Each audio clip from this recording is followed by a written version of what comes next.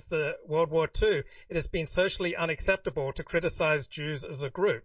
Every group benefits from accurate criticism. Jews benefit from it as much as Muslims and blacks and Protestants.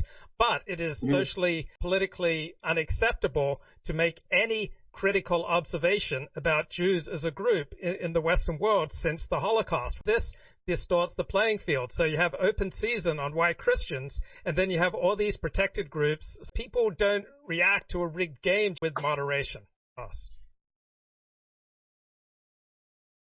I agree entirely with what Luke is saying, but I think Jews are not protected if they associate themselves with the right. If you're saying that, there's a lot of anti-Semitism and it's coming from the left and it's coming from blacks, you're not going to be embraced by Jewish organizations. You're surely not going to be embraced by so-called philo-Semitic Gentiles. Just as Clarence Thomas is not being embraced by the so-called black community in the way that Michelle Obama is. So I think there's also a political litmus test that is applied to being anti-Semitic or fighting anti-Semitism, because it's assumed that all anti-Semitism that we fight is a function of the right, as the Anti-Defamation League and other American Jewish Congress would understand, or wish their members to understand anti-Semitism. And someone like E. Michael Jones, by the way, is the perfect illustration of everything these people are saying.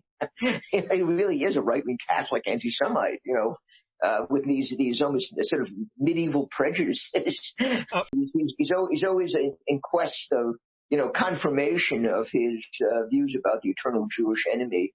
All the major Christian organizations are doing the exactly same thing. Every major Christian organization supports immigration amnesty, increased immigration, Muslim immigration, and all these very destructive policies. Prior to Richard Spencer's Hailgate, the alt-right was principally known as jesters, like funny people making funny memes, and then Richard Spencer deliberately wanted to associate the alt-right with Nazism.